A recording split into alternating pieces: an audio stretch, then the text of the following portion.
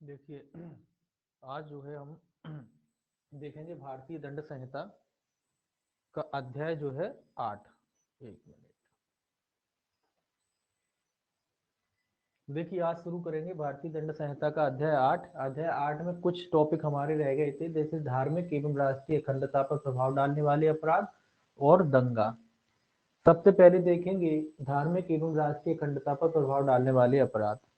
तो इसमें जो है 3 सेक्शन जो है धार्मिक जो अपराध हैं उनसे संबंधित हैं। पहला है धारा 153A, 153A और 153B।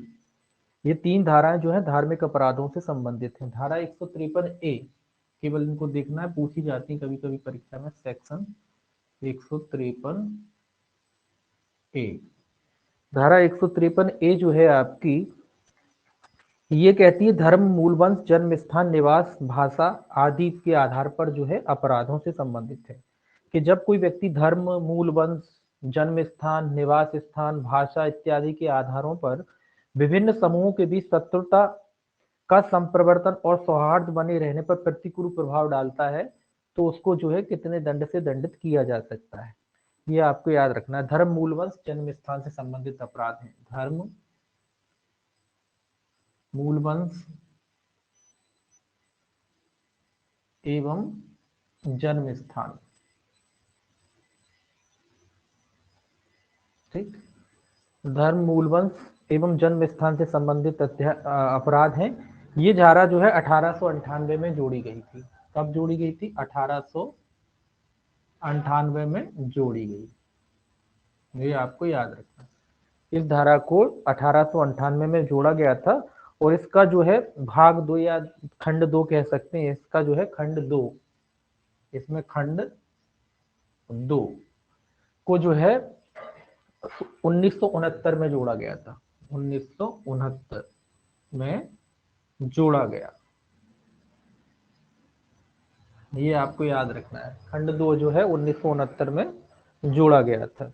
ठीक है, अब इसकी मैं कहते हैं कि ये धारा किन किन अपराधों पर लागू होती है? कि विभिन्न समुदाय जो होते हैं ना, समुदाय के मध्य मतलब जो भाईचारे की भावना होती है उसको बिगाड़ने की अगर कोई व्यक्ति कोशिश करता है, शत्रुता फैलाने की कोशिश करता है कोई व्यक्ति, घृणा फैलाने की कोई कोशिश करता है, या शत्रुता बढ़ाता, वैमनस्य बढ़ाता है, इस प्रकार का अगर कोई व्यक्ति अपराध करता है, या विभिन्न समूह के बीच जो भाईचारा है उस भाईचारे को बिगाड़ने की कोशिश अगर कोई व्यक्ति करता है, या ऐसा कोई कार्य करता है जिससे उसके भाईचारे पर जो है प्रतिकूल प्रभाव पड़े, या विभिन्न समुदायों में भय कारित करने की कोशिश करता है, असुरक्षा की भावना को बढ़ाता है, तो इस प्रकार के अगर कोई व्यक्ति अपराध करता है तो ऐसे व्यक्ति को जो है 3 वर्ष तक का कारावास या जुर्माना या दोनों से दंडित किया जा सकता है। कितने?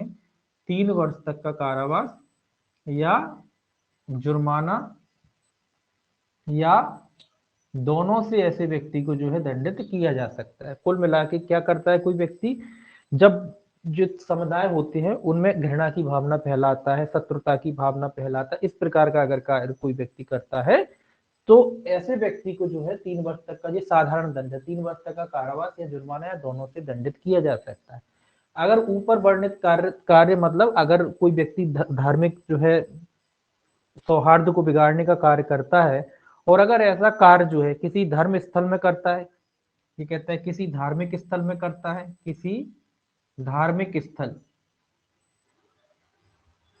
मतलब मंदिर मस्जिद उधर फैलाता है इस प्रकार की घृणा की भावनाएं, है ना, या धार्मिक कर्म में लगे हुए जमाओं में ऐसा करता है, धार्मिक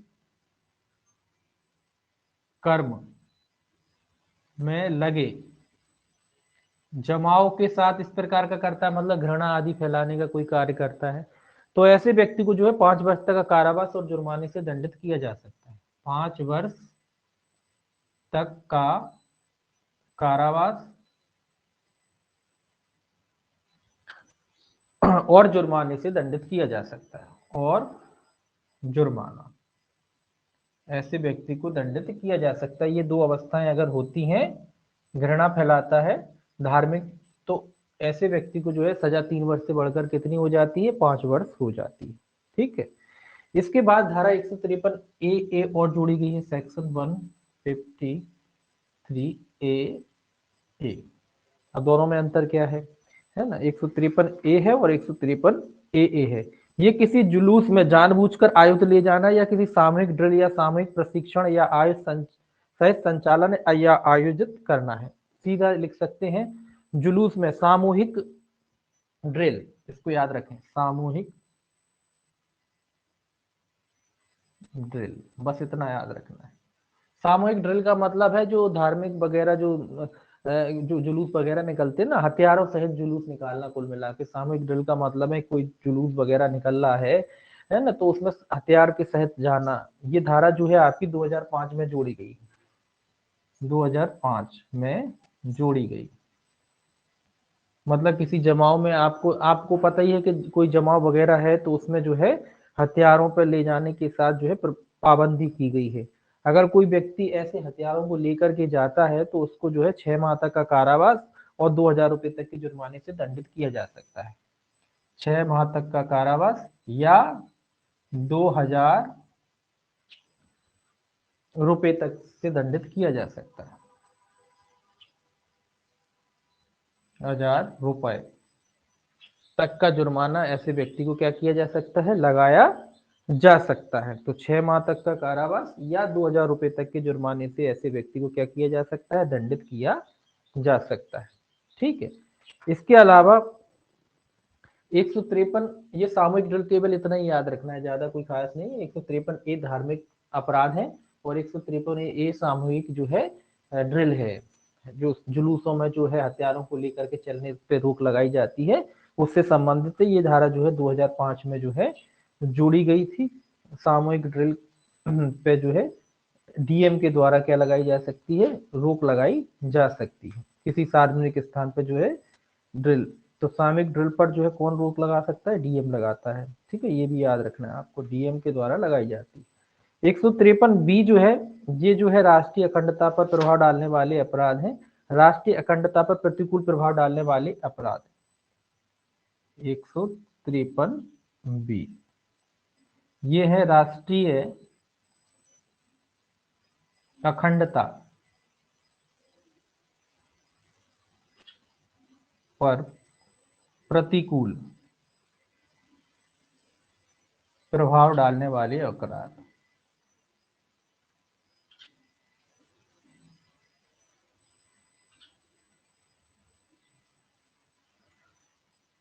मतलब देश की जो एकता है, अखंडता है, उसको तोड़ने वाले अपराधों के बारे में जो है इसमें बताया गया है। अगर ऐसे कोई अपराध है जो देश की राष्ट्रीय एकता और अखंडता पर प्रतिकूल प्रभाव डालते हैं, ये कब जोड़ी गई, ये 1975 में जोड़ी गई। ठीक है। कोई ऐसी बात आप करते हैं जिससे देश का विभाजन होता है, टुकड़े होते हैं, इस प्रकार की अगर आप बात करते हैं तो धारा 153 बी के तहत जो है आपको दंडित किया जा सकता है। ये कैसे कर सकते हैं, किसी भी तरीके से, बोल कर सकते हैं, लिख कर सकते हैं, संकेतों के द्वारा कर सकते हैं। इसके अलावा धर्म, मूल, वंश, जाति के आधार पर लोगों को विभाजित करते हो आप, है ना। राष्ट्र के संविधान के प्रति समुदायों की श्रद्धा और निष्ठा पर सवाल उठाते हो आप, कि संविधान पे भरोसा ना करो, तो 153 बी के अधीन मुकदमा चल सकता है, मतलब कार्रवाई की जा सकती है। किसी समुदाय के सदस्यों को भारत के नागरिक के रूप में जो अधिकार वगैरह मिले हैं, उनकी कुल मिला के भारत की एकता और अखंडता को तोड़ने का प्रयास अगर आप लोग करते हो तो इसमें 3 वर्ष तक का कारावास या जुर्माना या दोनों से दंडित किया जा सकता है। जो सजा ऊपर थी ना ये वाली, ये सेम सजा इसमें भी लागू होगी, है ना। यहाँ सेम सजा लागू होगी, तो 3 वर्ष तक का कारावास या जुर्माना या दोनों से दंडित किया जा सकता है। और अगर यही कार्य जो इसमें है, सजा सेम वही है, अगर यही कार्य जो है राष्ट्रीय अखंडता वाली जो कार्य है अगर आप छोड़ने की कोशिश करते तो ये धार्मिक स्थल पर किया जाता है, धार्मिक कर्म में लगे हुए व्यक्तियों के द्वारा किया जाता है, तो सजा जो है बढ़कर हो जाती है 5 वर्ष तक का कारावास और जुर्माना। तो सजा दोनों में सेम है, 153 ए और 153 बी में जो है सजा सेम है। धार्मिक स्तर पर करेंगे तो सजा जो है 5 वर्ष हो जाएगी और नॉर्मल जी जो है सजा 3 वर्ष तक का कारावास और जुर्माने से जो है ऐसे व्यक्तियों को क्या किया जा सकता है, दंडित किया जा सकता है। अब इसके बाद एक सेक्शन बचता है दंगे का, 159 का। दंगा 153 154 ये तो अपन ने पहले देख ही लिए थे, बाकी जो सेक्शन थे वो देख ही लिए थे, है ना। उसके बाद एक सेक्शन और रह गया था 100 जो है आपका 59 159 जो लास्ट सेक्शन है इसका, ये सेक्शन अपने छूट गए थे इसीलिए। अब देखिए बाकी सेक्शन रह गया था अपना, सेक्शन यहाँ लिख देते हैं, सेक्शन 159। 159 में क्या बताया गया है? 159 में दंगा बताया गया है कि दंगा, दंगे की परिभाषा दी गई है 159 में। क्या लिखा है? दंगा। तो दंगा क्या लिखा है? परिभाषा कहती है जबकि दो या अधिक व्यक्ति लोक स्थान में लड़ने कर लोक शांति में विघ्न डालते हैं तब यह कहा जाता है कि वे दंगा करते हैं। तो दंगे के लिए दो कंडीशन है। पहला तो ये कि कोई कितने व्यक्ति होना चाहिए? दो व्यक्ति। दंगे के लिए कितने व्यक्ति होना चाहिए? दो व्यक्ति। अकेला व्यक्ति दंगा नहीं कर सकता। तो दंगे की आवश्यक शर्त है कि उसमें दो व्यक्ति होना चाहिए। दूसरा, कैसा स्थान होना चाहिए? प्राइवेट स्थान के लोक स्थान। तो दंगा कैसे स्थान में होता है? लोक स्थान, लोक स्थान होना चाहिए। ठीक है, दो व्यक्ति होना चाहिए, लोक स्थान होना चाहिए। ठीक है, ये आपको ध्यान में रखना है, दंगे की आवश्यक शर्त है कि कम दंगे के लिए कितने व्यक्ति होना चाहिए? दो व्यक्ति होना चाहिए। और स्थान कैसा? क्या प्राइवेट स्थान में दंगा हो सकता है? क्वेश्चन आता है, प्राइवेट स्थान में दंगा नहीं हो सकता है। तो दो व्यक्ति होना चाहिए। और क्या लिखा है? दो व्यक्ति, दो या अधिक व्यक्ति। तो दो व्यक्ति हो सकते हैं, दो से अधिक व्यक्ति हो सकते हैं।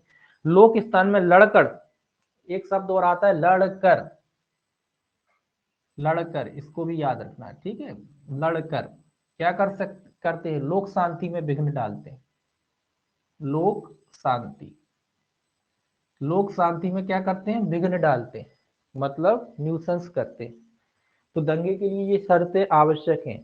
दो व्यक्ति होना चाहिए, लोक स्थान होना चाहिए, उसमें लड़कर लोक शांति में विघ्न डालते हैं, तब कहा जाता है कि वो क्या करते हैं? दंगा करते हैं। ठीक है, तो दंगे की परिभाषा जो है 159 में दी गई है। इसमें लोक स्थान होना चाहिए। तो जब किसी लोक स्थान पर एक व्यक्ति या दूसरा व्यक्ति एक व्यक्ति को पीटता है जबकि दूसरा सिर्फ बचाव कर रहा हो, तब यह दोनों लड़ाई ना होने के कारण दंगा नहीं। क्या कहते हैं? एक बात ध्यान में रखिएगा, अगर मान लीजिए कोई लोक स्थान है और कोई व्यक्ति किसी को पीटता है और दूसरा व्यक्ति अपना डिफेंस करता है, तो फिर इसको आप दंगा नहीं कह सकते। ये हम मान लीजिए दो लोग हैं, एक व्यक्ति किसी को पीट रहा है और दूसरा व्यक्ति केवल अपना बचाव कर रहा है, तो उसको आप दंगा नहीं कहेंगे। दंगे के लिए दोनों लड़ते हैं, आपस में लड़ते हैं। ठीक है, ये बात भी जरूरी है। ठीक है, तो दंगे के लिए दोनों व्यक्तियों का लड़ना आवश्यक है। ये याद रखें, दोनों व्यक्तियों का लड़ना आवश्यक है। लड़ने से मतलब वास्तविक रूप से लड़ना, केवल गाली गलौज को लड़ना नहीं कहते, याद रखना। इसमें उदाहरण इसलिए आता है कि एक उदाहरण आता है कि एक व्यक्ति या दो भाई, एक भाई दूसरे भाई को जो है लोक स्थान में गालियां देता है, जिससे लोक शांति में विघ्न पैदा होता है। तो क्या वो दंगा है? नहीं है, क्योंकि वो लड़े नहीं है। गाली देना लड़ना नहीं होता है। लड़ने का मतलब हाथापाई होना जरूरी है। ठीक है, हाथापाई होने का मतलब है लड़ाई। हाथापाई हो, हाथ पैर चल रहे हो, तभी उसको जो है क्या कहेंगे? लड़ना कहेंगे। तो लड़ना होगा तभी दंगा होगा। ठीक है, और स्थान, अब कोई व्यक्ति अपने घर में ही लड़ रहा है, दो व्यक्ति लड़ रहे हैं, तो क्या उसको कहोगे कि दंगा कर रहे हैं? दंगा नहीं कहेंगे, क्योंकि दंगे के लिए लोक स्थान जरूरी है। तो घर में भी नहीं हो सकता है ना, दो व्यक्ति चाहिए। अकेला व्यक्ति दंगा कर सकता? अकेला व्यक्ति भी नहीं कर सकता। अकेला व्यक्ति किससे लड़ेगा? है ना, कोई व्यक्ति घर में दंगा कर सकता है तो घर में भी दंगा नहीं होता। तो दंगे के लिए जो है लोक स्थान होना चाहिए, दो व्यक्ति या उससे अधिक व्यक्ति हो सकते हैं, और वास्तविक लड़ाई होनी चाहिए। ठीक है, केवल एक दूसरे को गाली गलौज करना लोक स्थान पर, जिससे ट्रैफिक जाम हो जाता है, बसें रुक जाती हैं, है ना, लोक शांति में विघ्न होता है, तो उसको दंगा नहीं कह सकते। एक आदमी दूसरे की पिटाई कर रहा है, दूसरा अपना सेल्फ डिफेंस कर रहा है, तो इसको भी दंगा नहीं कह सकते, क्योंकि दोनों का लड़ना जरूरी है। ठीक है, तो ये सारी चीजें आपको इसमें दंगे में याद रखनी चाहिए। अब बात आती है कि दंगे के लिए सजा कितनी, तो 160 जो है इसकी सजा का प्रोविजन करती है। 160 दंगे की सजा कितने में दी गई है? 160 में दी गई है सजा या दंड की, जिसको हम कहते हैं सजा या दंड। दंड की व्यवस्था कितने में की गई? 160 में की गई। कितना सजा होती है ये पूछा जाता है इसका दंड कभी कभी। तो 1 माह तक का कारावास या 100 रुपए तक का जुर्माना, या दोनों से दंडित किया जा सकता है। 1 माह का कारावास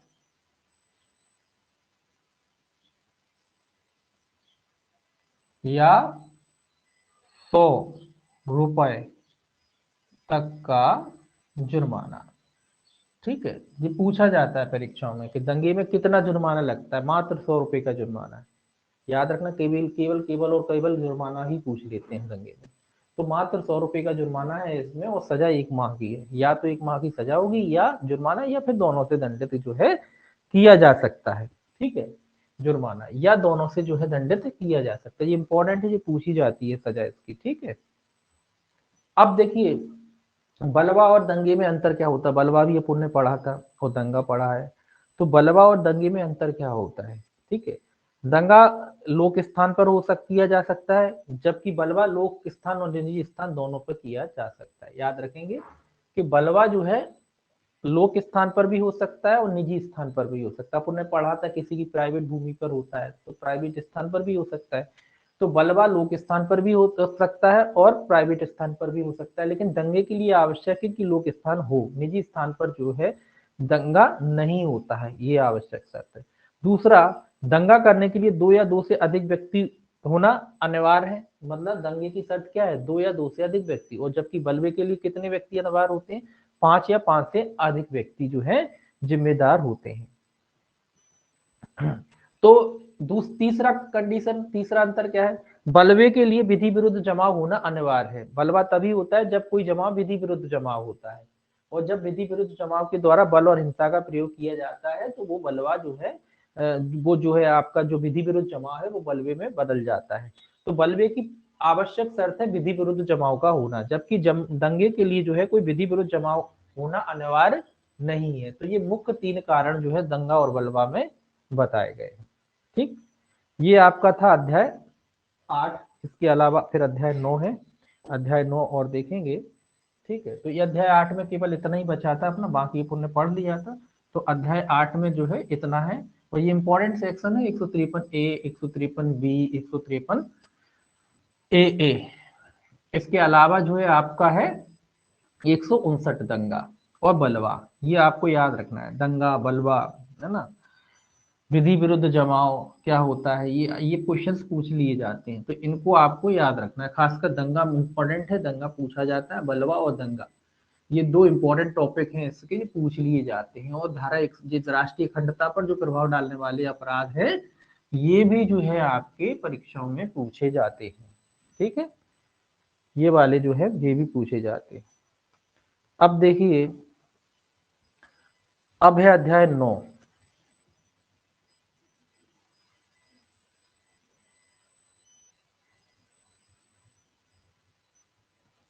अध्याय 9 जो है आपका ये कहता है लोक सेवकों द्वारा या उनसे संबंधित अपराध, लोक सेवक से संबंधित अपराध में कुल मिला के, लोक सेवक को से संबंधित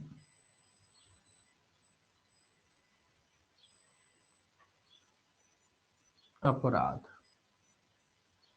ठीक है। लोक सेवकों से संबंधित जो है अपराध दिए गए हैं धारा अध्याय जो है 9 में। ये जो है 161 से जो है 161, 161 से लेके ये जाता है चैप्टर आपका 171 तक, 171 तक जाता है, 171 तक ये जाता है। सॉरी,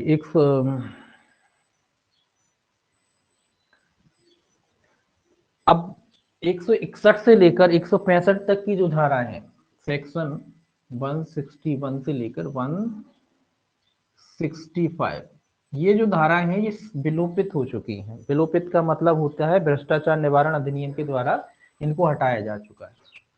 भ्रष्टाचार निवारण अधिनियम, बस इतना याद रखना है कि भ्रष्टाचार निवारण अधिनियम के तहत जो है धारा 161 से लेकर 165 तक के जो प्रोविजन थे उनको क्या किया जा चुका है, समाप्त किया जा चुका है। ये जो है सेक्शन क्या हो चुके हैं, समाप्त हो चुके हैं। 161 से लेके 165 तक के जो प्रोविजन है ये जो है क्या हो चुके हैं, समाप्त हो चुके हैं। बाकी कुछ धारा हैं जो केवल पनिशमेंट वगैरह ध्यान रखने हैं आपको, 166, 67, 68, 69, 70, 71 और 166 ए, ठीक है। ये जो है धाराएं कुछ जोड़ी गई हैं, 166 ए, 166 बी।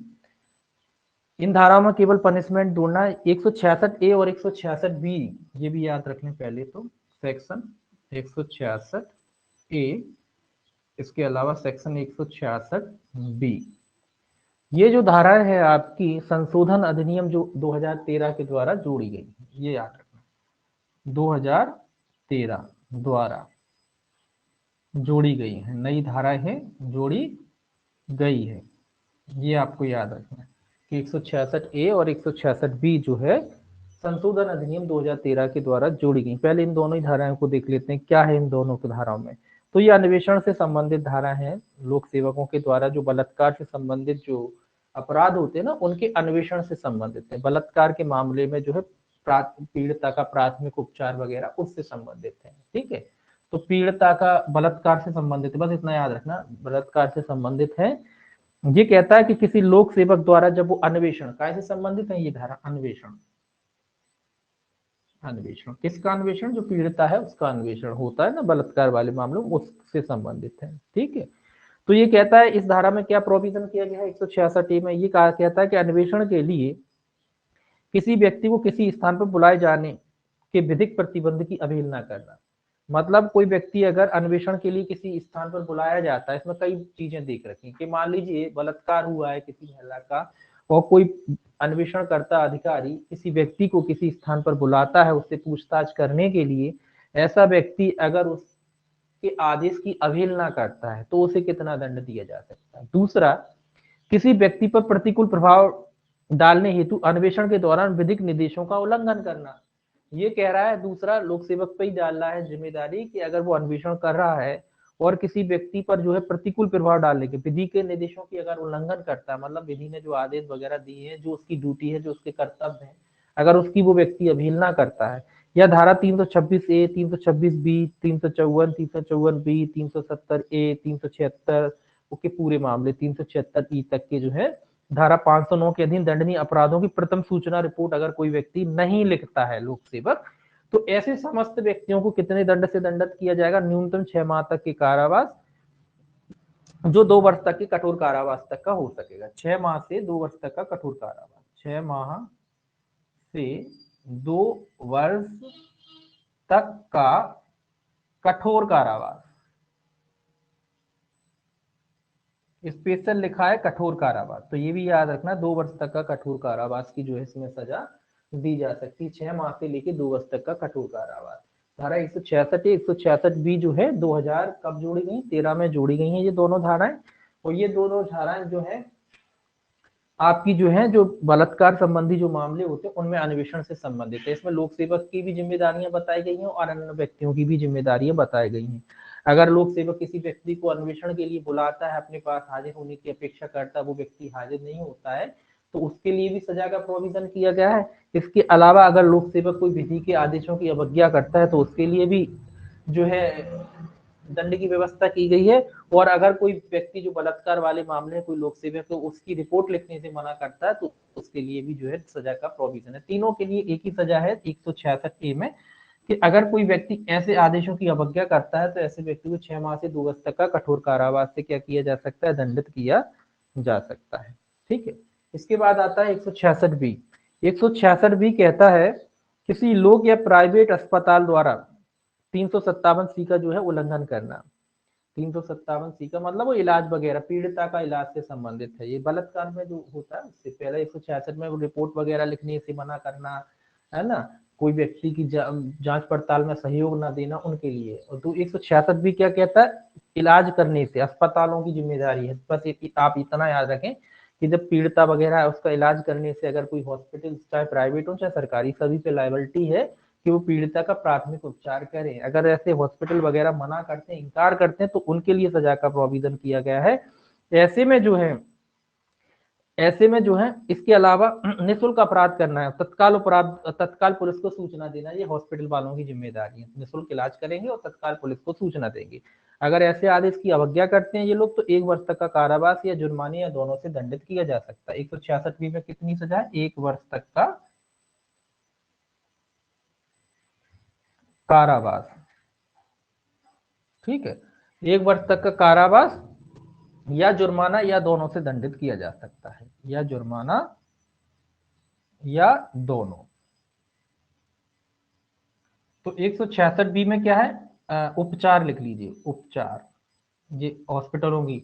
166 ए में अन्वेषण संबंधी मामले, इन्वेस्टिगेशन करने में लापरवाही करता है, कोई व्यक्ति गवाही नहीं देने आता है, बुलाते हैं, या उसकी एफआईआर ही नहीं लिखी जाती, तो ऐसे अपराधों में 6 माह से 2 वर्ष तक का कारावास है। पीड़िता की जो एफआईआर नहीं लिखते और अगर हॉस्पिटल्स वालों की जिम्मेदारी 166 बी में बताई गई है कि अगर वो इलाज नहीं करते हैं, पुलिस को इन्फॉर्म नहीं करते हैं, है ना, मना करते हैं, निःशुल्क इलाज की व्यवस्था है इसमें निःशुल्क, तो ऐसे हॉस्पिटल्स को 1 वर्ष तक का कारावास या जुर्माने या दोनों से दंडित किया जा सकता है।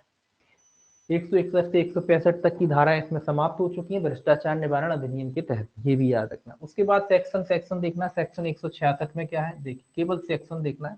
166 वो है क्षति करने के आशय से या ज्ञान से लोक सेवक द्वारा विधि की अवज्ञा। ये कह रहा है क्षति कारित करने के आशय या मतलब लोक सेवक द्वारा विधि की अवज्ञा है, बस इतना याद रखें, लोक सेवक द्वारा विधि की अवज्ञा, मतलब जिस कुल मिला के अपनी ड्यूटी का पालन नहीं करना, किसी व्यक्ति को नुकसान कारित करने के लिए, क्षति का मतलब है नुकसान, आपको नुकसान कारित करने के लिए लोक सेवक अपनी ड्यूटी का काम नहीं कर रहा है, पालन नहीं कर रहा ताकि आपको नुकसान हो जाए, ठीक है। तो अगर ऐसा लोक सेवक ऐसा कोई कृत्य करता है, मतलब अपनी ड्यूटी को ईमानदारी से नहीं निभाता है, जो उसका कर्तव्य है उस कर्तव्य की अवहेलना करता है, तो ऐसा लोक सेवक को 1 वर्ष तक का सादा कारावास या जुर्माने से दंडित किया जा सकता है। 1 वर्ष तक का कैसा कारावास, सादा, सादा कारावास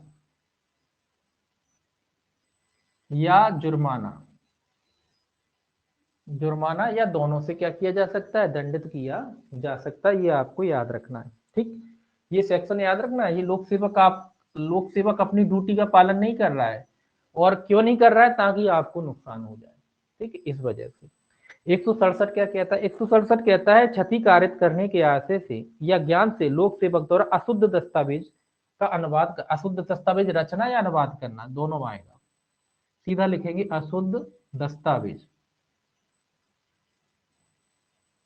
रचना या अनुवाद करना।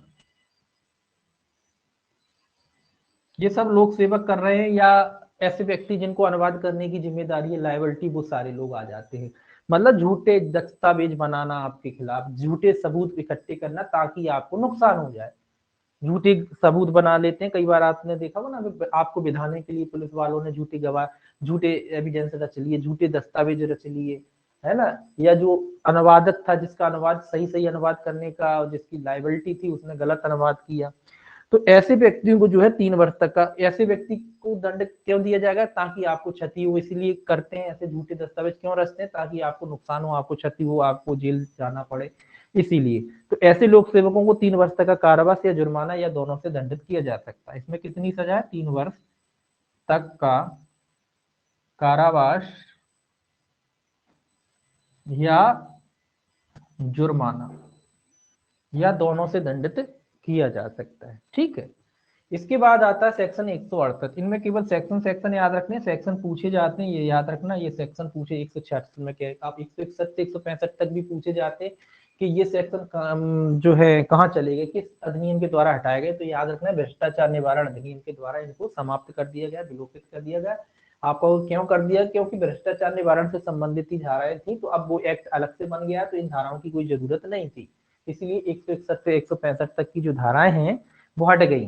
भ्रष्टाचार निवारण पहले जब लागू नहीं था तो 161 से 165 तक में जो है मामले दर्ज हुआ करते थे। फिर जब भ्रष्टाचार निवारण अधिनियम बन गया तो ये धारा क्या हो गई, कार्य विहीन हो गई, एक तरीके से कोई काम की नहीं रह गई, तो उनको एक भ्रष्टाचार निवारण अधिनियम जैसे ही लागू हुआ उसके अधीन जो है 161 से 165 धाराएं जो है क्या कर दी गई, समाप्त कर दी गई, ठीक, ये भी याद रखना। तो 168 की बात करते हैं। 168 कहता है लोक सेवक का विधि विरुद्ध रूप से व्यापार में शामिल होना, व्यापार करना, विधि विरुद्ध रूप से, विधि विरुद्ध रूप से व्यापार, मतलब देखिए लोक सेवक जब आप बनते हो, जब आप सरकारी कर्मचारी बनते हो, तो भाई एक आपकी अधिकारियों की गाइडलाइन होती है, एक रूलिंग किताब वगैरह रहती है जो सरकार छापती है, जिसमें शासकीय सेवकों की जो है के लिए दिशा निर्देश जारी किए जाते हैं कि एक शासकीय सेवक जो है क्या क्या कर सकता है, क्या क्या नहीं कर सकता। तो वो वही बात कह रहा है कि अगर सरकार की तरफ से रोक लगा रखी है कि भाई आप एक ही काम कर सकते हो, या तो नौकरी कर लो या बिजनेस कर लो। एक लोक सेवक विधि विरुद्ध रूप से क्या करता है, नौकरी भी कर रहा है और बिजनेस भी चल रहे हैं उसके अपने नाम से, तो दोनों काम नहीं कर सकते लोक सेवक। इसलिए आपने देखा होगा कि लोक सेवक जो करना भी चाहते हैं या तो अपनी पत्नी के नाम से करेंगे या बच्चों के नाम से करेंगे बिजनेस, वो अलग बात हो जाती है। लेकिन कोई लोक सेवक चाहे कि भाई एक जगह वो नौकरी भी कर रहे, कहीं कलेक्टर भी बना रहे और कहीं बिजनेसमैन बन के अपना जो है बिजनेस भी चलाता रहे विधि विरुद्ध रूप से, तो ऐसा नहीं कर सकता वो। अगर इस प्रकार का अगर वो नेचर करता है, इस प्रकार का अगर वो अपराध करता है, तो कुल मिला के दोहरे काम नहीं कर सकते, रोक है इस पे, है ना, कि आप बिजनेसमैन भी हो, भाई बिजनेस भी चला रहे हो, आपके धंधे भी चल रहे हैं और आप नौकरी भी कर रहे हो, ऐसा नहीं कर सकते। आप करना चाहो तो दूसरे के नाम से कर सकते हो, अपने पत्नी बच्चों के नाम से कर सकते हो, लेकिन खुद के नाम से नहीं कर सकते। अगर आप इस प्रकार से विधि विरुद्ध रूप से लगे हुए हो किसी व्यापार में, किसी धंधे में, तो इसके लिए भी सजा की प्रोविजन किया गया है। इसके लिए 1 वर्ष तक का सादा कारावास या जुर्माने या दोनों से दंडित किया जा सकता है। कितनी सजा है? 1 वर्ष तक का कैसा कारावास? सादा कारावास, या जुर्माना, या दोनों से क्या किया जा सकता है? दंडित किया जा सकता है। जो ऊपर सजा है वही सेम इसमें 166 में जो सजा है वही सजा यहाँ है। अब 169 की बात करते हैं, सेक्शन 169। 169 क्या कहता है? 169 कहता है लोक सेवक द्वारा विधि विरुद्ध रूप से संपत्ति क्रय या उसके लिए बोली लगाना। संपत्ति क्रय सीधा ले देते हैं, बोली लगाना, बोली लगाना या क्रय करना। क्या होता है, आप जानते हो कि मान लो कोई लोक सेवक है, उसकी जिम्मेदारी है, किसी की कुर्की हो रही है, उसमें उसको ड्यूटी लगी है, तो कुर्की का नियम ये कहता है कि जो लोग भी कुर्की में शामिल होते हैं, जो लोक सेवक को शामिल होते हैं, वो लोग प्रत्यक्ष अप्रत्यक्ष रूप से उसमें बोली नहीं लगा सकते। ठीक है, तो इसी प्रकार से अगर कोई लोक सेवक जानता है कि किसी की संपत्ति बिक रही है, बोली लग रही है, उसकी जिम्मेदारी है, वो खुद ही खरीद लेता है या किसी के द्वारा खरीदवा लेता है संपत्ति, या उसका क्रय विक्रय कर लेता है ना, किसी को बिधा दिया, उसकी संपत्ति बिक गई, अब बोली लग रही है तो खुद ही खरीद लिए कम कीमतों में, तो ऐसे में लोक सेवक को दोषी माना जा सकता है। ये धारा 169 कहती है अगर इस प्रकार की वो बोली लगाता है तो वो दोषी होगा, उसे 2 वर्ष तक का कारावास या जुर्माना या दोनों से दंडित किया जा सकता है। कितनी सजा हो सकती है? 2 वर्ष तक का कारावास, तक का कारावास या जुर्माना या दोनों से क्या किया जा सकता है? ऐसे लोक सेवक को जो है दंडित किया जा सकता है। ये सेक्शन बेस ही है, ये चैप्टर आपका और सेक्शन पूछे जाते हैं, याद रखना है, इसके सेक्शन पूछे जाते हैं। 166, 167, 170 इंपॉर्टेंट है, पूछा जाता है। 170 पूछा जाता है, इंपॉर्टेंट सेक्शन है, याद रखना। ये लोक सेवक का प्रतिरूपण पूछा जाता है। लोक सेवक का प्रतिरूपण, ये लोक सेवक के प्रतिरूपण की बात कहता है, मतलब लोक सेवक का भेष धारण कर लेना। यदि कोई व्यक्ति ये जानबूझ कर कि वो लोक सेवक नहीं है और लोक सेवक का रूप धारण करता है, इसलिए रूप धारण करता है ताकि लोग उसको लोक सेवक समझें, मतलब बैड इंटेंशन है उसका, तो ऐसे व्यक्ति को जो है दोषी माना जाएगा। हाँ, अब आप कहोगे कई बेहरूपी, वो उनको स्पष्ट देखने से पता पड़ता है वो हंसी मजाक के लिए कोई फिल्म कास्टिंग के लिए कर रहे हैं, तो उसमें समझ में आता है कि भाई ये लोग सेवक नहीं बनना, उनका इरादा नहीं है लोक सेवक बन के दूसरों को भयभीत करना। कोई कास्टिंग कर रहे हैं, फिल्म चल रही है, वो एक अलग बात होती है ना। यहाँ अगर कोई व्यक्ति, आपने देखा होगा कई फर्जी अधिकारी कर्मचारी पकड़े जाते हैं ना, कोई पुलिस वाले पकड़े गए, कोई इनकम टैक्स के पकड़े गए फर्जी, इस तरीके की कोई गतिविधियां करता है, लोक सेवक बनता है, दूसरों को भ्रमित करता है, और इसलिए भ्रमित करता है ताकि लोग ये समझें कि वो लोक सेवक है ना। तो ऐसे व्यक्तियों को दंड का प्रोविजन किया गया है, इसमें टोकन वगैरह धारण कर लेता है लोक सेवकों की, है ना, वो इसमें नीचे आएगा 171 में। तो अगर कोई व्यक्ति जो है, दोनों 170 171 दोनों एक साथ मिला के पड़ेंगे, है ना, 171 में टोकन वगैरह नंबर बैच वगैरह लगे रहते हैं ना, वो धारण करता है। तो कोई व्यक्ति लोक सेवक में जरूरी नहीं पुलिस, किसी भी प्रकार के अधिकारी, कोई कलेक्टर बन गया कि नकली कलेक्टर बन के घूम रहा है, नकली एसपी बन के घूम रहा है ना, इस तरीके का अपराध करता है, दूसरों को भ्रमित करता है, तो ऐसे व्यक्ति को 2 वर्ष तक का कारावास या जुर्माने से दंडित किया जा सकता है। यही वाली सजा जो 169 में वही यहाँ भी है। ऐसे व्यक्ति को जो है 2 वर्ष तक का कारावास या जुर्माने या दोनों से क्या किया जा सकता है? दंडित किया जा सकता है। अब 171 क्या कहती है? 170 171 दोनों एक साथ पढ़ के रखना है। 171 क्या कहती है? सेम उसी तरीके की धारा है, बस अंतर क्या है? कपट पूर्वक लोक सेवक की पोशाक पहनना या टोकन धारण करना। ये कह रहा है, सीधा लिखें, पोशाक या टोकन, टोकन धारण करना।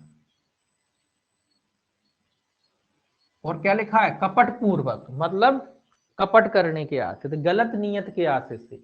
देखिए कुछ लोक सेवक तो ऐसे होते हैं जिनमें पोशाक होती नहीं, लेकिन कुछ लोक सेवक ऐसे होते हैं जहाँ पोशाकें होती हैं। पुलिस वाले हो गए, जैसे उनकी पोशाक होती है, टोकन मतलब उनके बैच वगैरह भी होते हैं। तो अगर कोई व्यक्ति नकली वर्दी पहन ली मान लीजिए, और जो उनके बैच वगैरह होते हैं वो लगा लिए, धारण कर लिए, और किस लिए धारण कर लिए कि कपट पूर्वक, कपट करने के आते थे। ठीक है, ये शब्द इंपॉर्टेंट है, कपट करने के। अब आप कहोगे कि आपने इंडिया में वो बहरूपीय कहते हैं जिनको एक काम होती है, जो भाई कभी कुछ बन गए, कभी कुछ बन गए, कभी पुलिस वाले बन गए, आ जाते हैं। तो भाई वो तो हंसी मजाक के लिए जाते हैं, और वो किसी को उनका कपट पूर्वक उद्देश्य नहीं होता ना, इसलिए वो दोषी नहीं होंगे इसमें, याद रखना, वो लोग दोषी नहीं होंगे, क्योंकि कपट सब जरूरी है। तो कोई व्यक्ति कपट करने के आशय से वर्दी लगा के घूम रहा है, बैच लगा के घूम रहा है, बढ़िया दूसरों को रौब डालने के लिए घूम रहा है, कपट करना चाहता है, ठगना चाहता है लोगों को, उसका इरादा ये है, तो ऐसे व्यक्ति को 3 माह तक का कारावास या 200 रुपए तक के जुर्माने से दंडित किया जा सकता है। 3 माह तक का कारावास या 200 रुपए तक के जुर्माने से क्या किया जा सकता है, दंडित किया जा सकता है। तो 170 और 171 दोनों धाराएं एक साथ पढ़ना है, इंपॉर्टेंट धाराएं पूछी जाती परीक्षा में। लोक सेवक का जो है प्रतिरूपण जो है 170 में दे रखा है, और 171 में टोकन वगैरह, पोशाक पहनना, बस एक शब्द याद रखना, पोशाक पहनने से संबंधित है, पोशाक और टोकन धारण करने से संबंधित धारा है 171। 170 है प्रतिरूपण, एक शब्द याद रखना है, 170 क्या है, प्रतिरूपण। किसका प्रतिरूपण, लोक सेवक का प्रतिरूपण। और 171 क्या है, पोशाक धारण करना। ये धाराएं पूछी जाती हैं। 167 क्या है, अशुद्ध दस्तावेज रखना।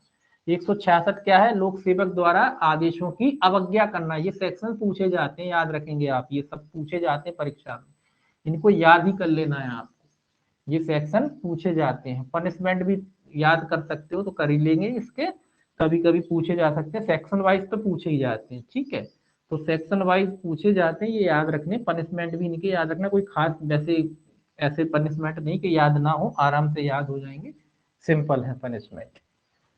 ठीक है, तो ये सब आपको जो है ध्यान में रखना है। एक ये था आपका अध्याय 9। इसके बाद एक और अध्याय है, अध्याय 9A, जो निर्वाचन से संबंधित है। इसको और देखिए, अध्याय 9A, ये काय से संबंधित है, निर्वाचन। निर्वाचन मतलब चुनाव से संबंधित है, चुने प्रतिनिधि चुनते हैं, निर्वाचन। ये निर्वाचन का मतलब इलेक्शन से संबंधित है। ये जो इलेक्शन में हेरा फेरी होती ना, उससे संबंधित है। ये जो है अध्याय जो है इलेक्शन से संबंधित है, और ये जो है आपका 171 ए से 171 झा तक जो है जोड़ा गया है। 171 से का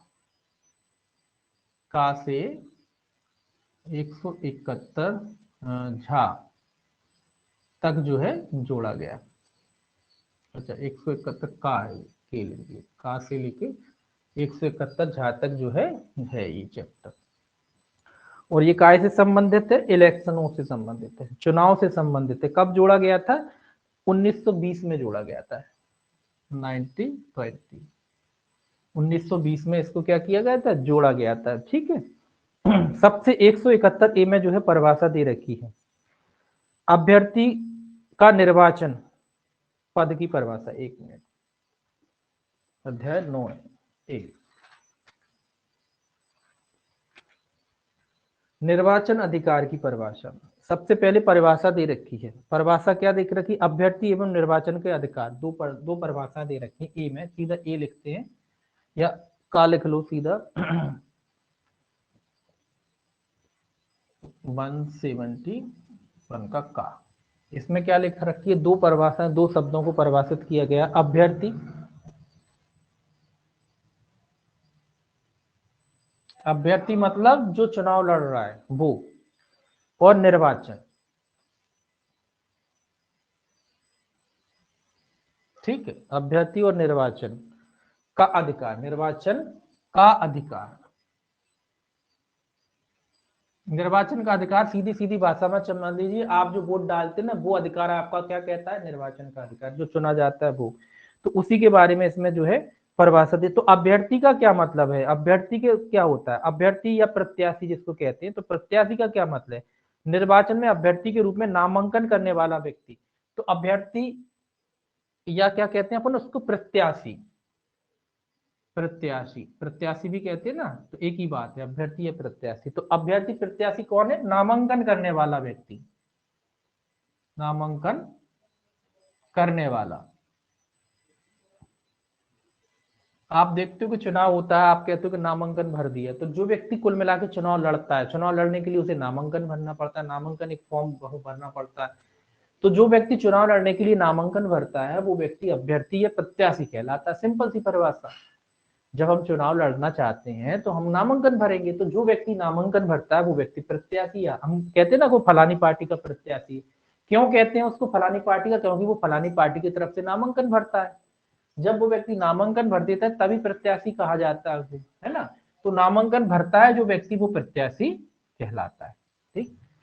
अब बात आती निर्वाचन का अधिकार। तो निर्वाचन का अधिकार में क्या क्या शामिल है? अभ्यर्थी होने, ना होने या नामांकन के उपरांत अपना नाम वापस लेने का अधिकार। निर्वाचन का अधिकार मतलब एक तरीके से चुनाव लड़ने का अधिकार है जी।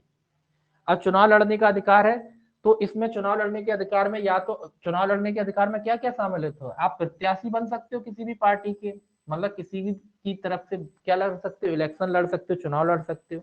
लड़ना चाहो तो लड़ो, नहीं लड़ना चाहो तो नहीं लड़ो, दोनों बातें आ जाती हैं। या आपने नामांकन भर दिया तो अपना नाम वापस भी ले सकते हो। ये सारी प्रक्रिया होती कि नहीं होती चुनाव में? आप प्रत्याशी बन सकते हो, नहीं बन सकते हो,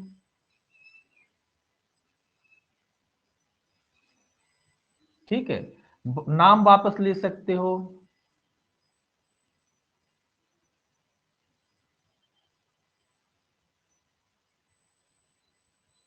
ये सब कर सकते हो आप। तो प्रत्याशी का अर्थ क्या है? अपना नाम जो है आप वापस ले सकते हो, प्रत्याशी बन सकते हो, है ना। तो सॉरी, निर्वाचन का अधिकार का मतलब क्या है? अब जब आप निर्वाचन का अधिकार का मतलब है चुनाव लड़ने का अधिकार, तो चुनाव लड़ने के अधिकार में क्या है? हम है जैसे हमारे पास चुनाव लड़ने का अधिकार है, निर्वाचन का अधिकार है, हम क्या कर सकते हैं? हम प्रत्याशी भी बन सकते हैं, चुनाव भी लड़ सकते हैं, है ना। लड़ना चाहे तो लड़े, नहीं लड़ना चाहे तो नहीं लड़े। या मान लीजिए हमने नामांकन भर दिया तो एक लिमिट होती है, एक टाइम सीमा होती है, उसके हमको बीच में पहले तो नामांकन भर दिया, अब हमारा मूड बदल गया कि अब नहीं लड़ना, तो हम अपना नामांकन वापस भी ले सकते हैं।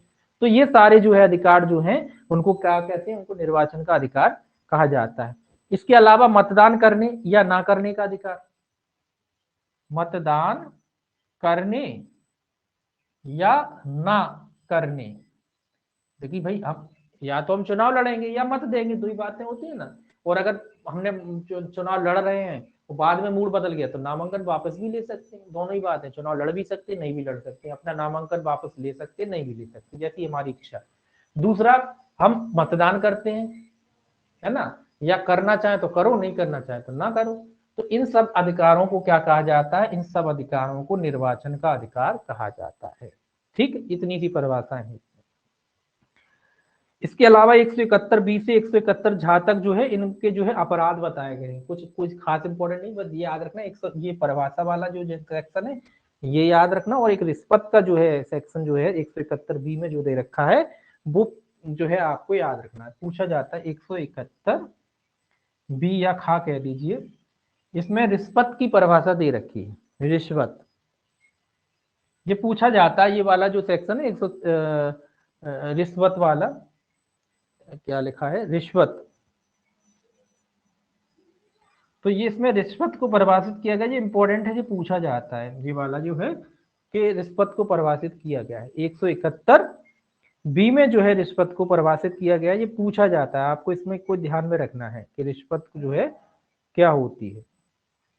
तो 171 बी में जो है दी गई परिभाषा के अनुसार रिश्वत क्या होती है, जो तो आप ही जानते ही हो, वही सारी चीजें। मतदान करने या ना करने के लिए, यहाँ रिश्वत का मतलब वो वाली रिश्वत नहीं है जो लोक सेवक लेते हैं, वो वाली रिश्वत की बात नहीं हो रही। यहाँ चुनावों में जो पैसा दिया और लिया जाता है उसको भी रिश्वत कहते हैं। जो वोटरों को खरीदने बेचने की बात होती है ना, उसको भी रिश्वत कहते हैं। यहाँ वो वाली रिश्वत की बात हो रही है। यहाँ लोक सेवक को आप अपना काम कराने के लिए कोई पैसा देते हो, उस रिश्वत की बात नहीं हो रही है। यहाँ चुनाव में जो पैसों का लेन देन होता है, प्रत्याशी को खरीदना बेचने की बात होती है, अपने मतदाताओं को खरीदने बेचने की बात होती है, उस रिश्वत की बात हो रही है। तो यहाँ वही बताया गया कि रिश्वत में लेना या देना में क्या शामिल है। तो मतदान करने या मतदान ना करने के लिए, किसी अन्य को उत्प्रेरित करने के लिए, अथवा मतदान करने के बाद किसी व्यक्ति को परितोषण या इनाम देने तो यहाँ ये कह रहा है कि रिश्वत में क्या क्या शामिल है, दो चीजें शामिल है। आप किसी व्यक्ति को पैसा दे सकते हो कि हमारे पक्ष में वोट करो, या किसी से कहते हो फलाने व्यक्ति को वोट नहीं करना है, हम तुम्हें पैसा देंगे, ये रिश्वत होती है। दूसरा ये कह रहा है कि आप किसी की घोषणा करते हो फलाना प्रत्याशी जीत जाएगा तो तुम्हें इनाम देंगे हम इस रूप में, तो वो भी इसमें क्या मानी गई है, रिश्वत मानी गई है। ठीक है, या फलाना जीत जाता है या हार जाता है तो हमने ठेका दे दिया कि तुम्हें पार्टी को या हमारे कैंडिडेट को जिताना, उसके बदले में हम तुम्हें पारितोषिक देंगे, इनाम देंगे, कोई मुआवजा देंगे। आजकल तो ठेके हो जाते हैं, है ना, गुंडे मवालियों ने ठेके ले लिए, पूरे गांव को डरा दिया, वोटिंग करवा दी, अब उनको पारितोषिक मिलेगा, उसका मेहनताना मिलेगा, तो वो भी रिश्वत है। ठीक है, ये कह रहा है। मतदान करने या मतदान के लिए किसी अन्य को उत्प्रेरित करने के लिए पारितोषिक या इनाम देना, स्वीकार करना। वही बात आ गई कि मतदान करने या ना करने के लिए स्वीकार कर लेते हो, हम स्वीकार कर लेते कि हम फलाने के पक्ष में वोट नहीं करेंगे, तुम हमें पैसा दे दो, या दोनों तरफ से हो जाती है रिश्वत। या तो पार्टी के नेता बांट रहे, वो भी रिश्वत है, और हमने घोषणा कर दी कि हमारे पास बोले 10,000 वोट है, जो भी पार्टी वाला हमको बोले 10-20 लाख रुपया दे देगा या 1 करोड़ रुपया दे देगा, हम उसके पक्ष में करवा देंगे वो, तो वो भी रिश्वत लेना कहलाएगा। दोनों ही बातें हैं। ठीक है, परितोषण देने की प्रस्तावना करना या सहमत होना, उसका प्रयत्न करना भी जो है इस धारा के अधीन जो है दंडित माने जाते हैं। परितोषण प्राप्त करने का प्रयत्न करना, ये सारे की सर मतलब उनके प्रयत्न दुष्प्रेरण वगैरह भी जो है रिश्वत की परिभाषा में आते हैं। तो ये रिश्वत का कैसा मतलब है, जो निर्वाचन में पैसों का बस इतना याद रखना, जो निर्वाचन में या जो चुनाव में जो पैसों का लेन देन होता है ना, दोनों पार्टी दोनों तरफ से, तो वो रिश्वत मानी जाती है। उसी की परिभाषा जो है रिश्वत की दे रखी है, बस इतना सा पूछा जाता है। अब बात आती है इसके दंड की, कि 171 बी में तो रिश्वत दे दिया गया है, रिश्वत दे के परिभाषित कर दिया गया। इसके लिए दंड की व्यवस्था कहाँ की गई है, 171 ला में, इधर देखेंगे 171 के ला में।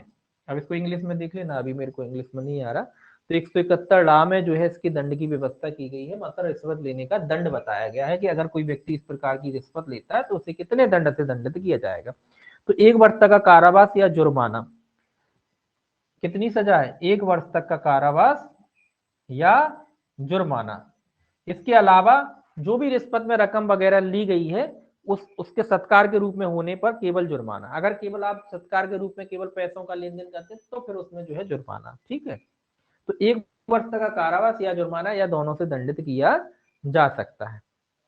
अब बात आती है गुंडे मवालियों की, कि चुनाव आ गए, अभी तो ये रिश्वत की हो गई, पैसों का लेन देन हो गया, अब बात आ जाती है गुंडे मवालियों की। तो 171 सी आ जाइए, 171 सी का खा गा में आ जाइए। गा कहता है असमयक असर डालना, निर्वाचन में क्या डालना, असमयक असर, असमयक असर डालना। ये कौन है, ये गुंडे मवाली, बस इतना याद रखो, ये गुंडे मवाली है। हम नेता हैं, हमने गुंडे मवाली कर लिए ताकि दूसरों को जो है असमयक असर डाला जाए, मतलब कि डरा धमका के वोटिंग करा लेते हैं ना, वो वाली चीजें। हमने डरा डरा के धमका के वो लोगों को, कोई भैया आप हमारे पक्ष में जो है वोटिंग करिए, गुंडे भेज दिए, मवाली भेज दिए, लोगों को डराया धमकाया कि इनको वोट नहीं करा तो फिर गलत हो जाएगा काम। तो ऐसे अपराध कहाँ में दिए गए हैं, 171 सी में या गा में दिए गए हैं। इसके अलावा 171 डी भी देखिए, क्योंकि दोनों के दंड जो है का खा गा घा, इनके दोनों के दंड एक ही सेक्शन में दे रखे हैं आगे। तो 171 घा क्या कहता है, ये कहता है निर्वाचन में प्रतिरूपण यथा किसी अन्य के नाम से मतदान करना, प्रतिरूपण है। अब देखिए बिल्कुल प्रक्रिया बिल्कुल सीधी सीधी चल रही है। पहले पैसा दिया, पहले आपने पैसा दिया मतलब रिश्वत दी, रिश्वत से काम चल गया तो ठीक है, नहीं चला तो आपने गुंडे भेज दिए कि भैया अब तो दोगे हमारे में, पैसा नहीं लोगे तो भैया मारपीट के डर से भय से तो वोट करोगे हमें।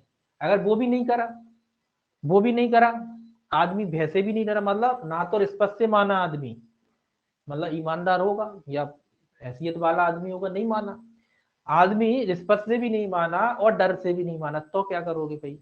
फिर फिर क्या करते नेता, सोचिए क्या करते नेता, फिर मोर्चा प्रतिरूपण करते हैं। क्या मतलब, उसके नाम से दूसरे से वोट करवा दिया, नकली वोट डलवा देते ना, कहते हैं नकली वोट डलवाना, फिर नकली वोट डलवा देंगे, हम तुम्हारे नाम से वोट डलवा देंगे, तुम जाओगे पता पड़ा तुम्हारा वोट ही डल गया, अब क्या करोगे। तो ये वो वाले अपराध है कि जब हमें पता पड़ गया कि नेताजी ने देखा कि भाई ये आदमी नहीं डर रहा, ये ना तो पैसे ले रहा है और ना ये डर रहा पा रहे, हम इसके ना धमका पा रहे, ना गुंडों से डरता है बेचारा, बहुत ही क्या करा जाए। तो फिर तीसरा उपाय आया क्या, तीसरा उपाय ये है कि भाई उसके नाम से वोट डला दो, दूसरे प्रतिरूपण करा दो, है ना। आपने देखा होगा ना फर्जी वोट डल जाते हैं, तो वो फर्जी वोट डालना है 171D में, फर्जी वोट डालना या कह लीजिए प्रतिरूपण करना है वोटों का, किसी कैंडिडेट वगैरह जो होता है उसका, जो आप जानते हो कि आपकी वोटर आईडी दूसरे का जो है वोटिंग करवा दी निर्वाचन के सिलसिले में, है ना, किसी अन्य के नाम से मतदान कराना कह सकते हैं। ठीक है, इन सब के लिए दंड कहाँ 171 में, दोनों के लिए 171 पे चा में जो है इन दोनों का दंड दिया गया है। दंड इंपॉर्टेंट नहीं है, ध्यान में रखना है इनका। जैसे हमने देखा रिश्वत का दंड जरूर याद रख लेना कि ड़ा में दे रखा है 120 में परिभाषित है, इसमें आप याद रखना अस्म्य कसर है और डी में जो है प्रतिरूपण है, याद रखना क्रम से है, पूरी चीजें बिल्कुल क्रम से है। अब 171 चा में जो है इसका दंड दे रखा है, चा में कितना, वही 1 वर्ष तक का कारावास या जुर्माना या दोनों, एक ही वर्ष का है, बस केवल 1 वर्ष लिख देता हूं, या जुर्माना, या दोनों से क्या किया जा सकता है, दंडित। मतलब आपके नाम से अगर कोई फर्जी वोट डलवा दे तो मात्र 1 साल तक की उसको सजा है। अब देखिए आगे चा छा जा जी, और देख लीजिए 2-3 सेक्शन। अब है निर्वाचन के संबंध में मिथ्या कथन 171, अब सीधा आ जाएगा चा के बाद आपका छा, ये मिथ्या कथन है। अब आप कहोगे ये क्या है, ये मिथ्या कथन है। आप जानते हो कि जब निर्वाचन होता है, जब चुनाव के लिए आप फॉर्म भरते हो तो उसमें जानकारी मांगता है चुनाव आयोग आपसे। चुनाव आयोग कहता है कि भैया कुछ जानकारियां हैं जो हम जानते हैं कि आप हमको दो, ताकि हम जनता को बता सके कि जो प्रत्याशी आपके बीच में उतर रहा है वो भाई कितनी प्रॉपर्टी रखता है, क्या क्या उसके पास है क्या नहीं है, ताकि भाई आपकी संपन्नता भी तो होगी, 5 साल में आप करोड़पति अरबपति बनोगे, तो वो भी तो पता पड़े जनता को कि भाई पहले आए थे तब तो बिल्कुल कंगाल थे, कुछ नहीं था, 2 लाख 4 लाख की प्रॉपर्टी थी, फिर नेताजी विधायक बनने के बाद जो आप पे करोड़ों अरबों रुपयों की प्रॉपर्टी बन जाती है ना, बिजनेस हो जाते हैं आपके, और वो सब सफलतापूर्ण चलते भी हैं, सब में सफल भी हो जाते हैं, है ना। तो वो कैसे पैसा बढ़ा, तो उसी के बारे में बताया गया कि वो जब आप फॉर्म भरते हो ना उसमें क्या करते हो, आपको जानकारियां देना होती है। तो ऐसे में अगर कोई व्यक्ति मिथ्या कथन करता है, मिथ्या जानकारी देता है, तो इसमें केवल और केवल जुर्माने का प्रावधान किया गया। जुर्माना इसमें बताया नहीं गया है कि कितना जुर्माना होगा, इसमें जो है केवल आपको जो है क्या किया गया है, केवल जुर्माना है, जुर्माना खुला नहीं है, केवल ऐसे में केवल जुर्माने से दंडित किया जाएगा। मतलब गलत जानकारी दे दी, आपकी प्रॉपर्टी करोड़ों की है, आप बता रहे हो कि लाखों की है, वो बताते हैं लोग, वो बात अलग है कि वो पकड़ जाए अगर गलत जानकारी देते हैं, कितनी गाड़ी सब डिटेल देनी पड़ती है। तो ऐसे में अगर कोई व्यक्ति कोई कैंडिडेट अगर मिथ्या जानकारी देता है, झूठी जानकारी देता है, तो 171 में जो है उसके खिलाफ कार्रवाई की जा सकती है। अब देखिए 171 का छा के बाद आता है आपका जा, तो सिंपल सिंपल है, ज्यादा इसको डीपली नहीं पढ़ना, बस इतना ही पढ़ लेगा, है ना। ये झूठी जानकारी, आप दिमाग में इलेक्शन याद रखोगे तो पूरा चैप्टर ऑटोमेटिक याद हो जाएगा। दिमाग में क्या सोचो, चुनाव चल रहे हैं, चुनाव चल रहे हैं, चुनाव में क्या क्या होता है सभी जानते हैं, कोई चीजें इसमें बताएगी, कोई ऐसा नहीं, बस सेक्शन आप ABC करके इनको याद कर लेना, तो वो आपको याद हो जाएंगे। अब देखिए क्रम से हो रहा हो सारी चीजें। अब देखिए जा क्या कह रहा है, निर्वाचन के सिलसिले में अवैध संदाय, जित कह रहा है अवैध संदाय।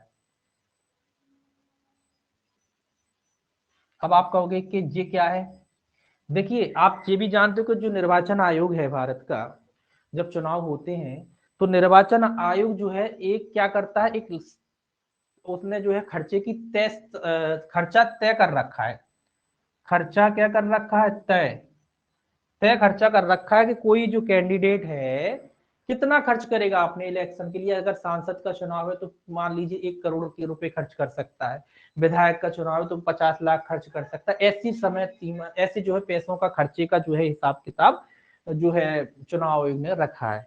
ऐसे में अगर कोई कैंडिडेट अगर क्या करता है, उस खर्चे से ऊपर बढ़ जाता है, यानी अवैध संदाय करता है, छुप छुप के संदाय करता है, एक एक खर्चा देख का रिकॉर्ड जो है किसको देना पड़ता है, चुनाव। और ये तो सब जानते हैं कि वास्तविकता में जो चुनाव आयोग ने जो खर्चे तय कर रखे हैं उससे दुगना ही पैसा ये लोग खर्च करते हैं, और वही बात है कि गलत तरीके से प्रेजेंट कर देते हैं। जहां उनने 10 लाख का पेमेंट किया वहां बता दिया कि साहब हमने 1 ही लाख का पेमेंट किया है ना। इस तरीके से जी अवैध रूप से जो है आप जानते हो कितने पैसे खर्च किए जाते हैं, चुनाव आयोग के हिसाब से खर्च नहीं होते। हालांकि ये धारा बनी हुई है कि इस प्रकार से अगर कोई अवैध संदाय करता है क्योंकि इसमें ज्यादा सजा भी नहीं है, इसमें कायदे से ज्यादा सजा होना चाहिए। तो इसमें भी जुर्माना है, कितना जुर्माना, 500 रुपए का जुर्माना, मात्र 500 रुपए का जो है इसमें जुर्माने की व्यवस्था कर दी। इसीलिए नहीं डरते ये लोग, अगर इसमें सजा कर देना 7 साल की सीधी, तो अपने आप सही हो जाएंगे। तो ये खर्चे के बारे में है कि अवैध संदाय करता है, गलत तरीके से खर्चे दिखाता है, गलत खर्चा करता है, तो ऐसे में जो है सार्वजनिक सभा वगैरह विज्ञापन में जो खर्चे होते हैं ना, आपने देखा होगा, व्यय करते हैं। तो इसमें परंतु 10 रुपए तक के व्यय के लिए 10 दिन के भीतर प्राधिकार प्राप्त करने पर, कुल मिला के ये है कि इसमें अगर कोई, इसमें एक चीज और सहूलियत दी गई कि ज्यादा खर्चा हो जाए, उसमें वो परमिशन की बात है कि अगर हो जाता है तो वो, तो इसमें खर्चे तय, कुल मिला के आप याद रखें कि खर्चे जो तय कर रखे हैं, अगर उनसे अधिक खर्चा करता है तो 71 में जो है उसको दंडित किया जा सकता है। अब 171 की जो लास्ट सेक्शन है इसका, वो है 171 झा। 171 झा ये क्या है भाई? अब भाई आप जानते हो भाई, खर्चे करोगे तो उसमें भाई लेखा भी तो रखना पड़ेगा, लेखा, लेखा जोखा नहीं रखते हो, लेखा, ठीक है। तो एक शब्द याद रखना, लेखा मतलब हमने आपको कोई लायबिलिटी दी है कि भाई कि इतना खर्चा करना है, अब उस खर्चे का रिकॉर्ड भी तो रखना पड़ेगा कुल मिला के। तो वही सारे 171 झा में बताया गया कि अगर कोई व्यक्ति जो है इस प्रकार का लेखा जोखा रखने में जो है असफल रहता है, तो ऐसे व्यक्तियों को कितना जुर्माना है, ऐसे व्यक्ति को जो है 500 रुपए तक के जुर्माने से क्या किया जा सकता है, वही जी वाला सेम 500 रुपए तक का जुर्माना है, 500 रुपए जुर्माना, सेम सजा है। ठीक है, तो सिंपल सिंपल पूरा चैप्टर जो है आपका निर्वाचन का सिंपल सा चैप्टर है। ये आपका परीक्षा में पूछा जाता है, चैप्टर का नाम पूछा जाता है 9A, निर्वाचन से संबंधित अध्याय है पूछा जाता है 9A। फिर पूछा जाता है क्वेश्चन के रिश्वत को परिभाषित किया गया है, फिर पूछा जाता है क्वेश्चन को कि रिश्वत को दंडित किया गया है। ये तीन चीजें तो मोस्ट इंपॉर्टेंट है जो पूछी जाती है। उसके बाद आप जानते ही हो कि निर्वाचन हो जाएगा, तो निर्वाचन होने के बाद क्या होगा भाई, निर्वाचन होने के बाद आप पहले रिश्वत की अपन ने पढ़ी ली भाई, कि रिश्वत देने की कोशिश करोगे, रिश्वत से काम चल गया तो ठीक है, नहीं चला तो आप क्या करोगे, डराओगे धमकाओगे, असमय कसर डालोगे। असमय कसर से भी काम नहीं चला तो क्या करोगे आप, दूसरे के द्वारा वोट करवा दोगे, मतलब फर्जी वोट डलवा दोगे। ठीक है, फर्जी वोट डलवा दोगे आप, दूसरा फर्जी वोट डलवा दे, ये निर्वाचन की बात होगी। अब कैंडिडेट पे आ जाओ, कैंडिडेट क्या करेगा, मिथ्या कथन करता है, गलत जानकारियां देता है चुनाव आयोग को, तो उसके लिए दंड है। अब गलत जानकारी देने के बाद क्या करता है भाई, वो तो फर्जी आदमी है, गलत जानकारी देता है, गलत जानकारी देने के बाद क्या करता है, अनाप शनाप पैसा खर्च करता है। ठीक, अनाप शनाप पैसा खर्च करने के बाद उसका लेखा जोखा भी नहीं रखता है। तो ये 3 क्रम ये हो गए, बस पूरा आपका निर्वाचन खत्म। ठीक है, ये आपको याद रखना, 171 डा और 171 चा में जो है इनके दंड दिए गए हैं, ये भी याद रखना। 1B, C और D के जो है दंड आपके जो है 171 ड़ा और चा, 2 धाराएं इसकी जो है दंड वाली हैं, केवल 2 ही धाराएं जिनमें दंड दे रखे हैं, बाकी छा छा जा इनमें जो है अलग से दंड दे रखे हैं जुर्माने वाले। ठीक है, तो ये आपका निर्वाचन का जो है हो जाता है। बाकी जो है कल देखेंगे अध्याय 10, अध्याय 10 कल देखेंगे। ठीक है, अध्याय 10 को जो है कल देखेंगे, आज बस इतना ही।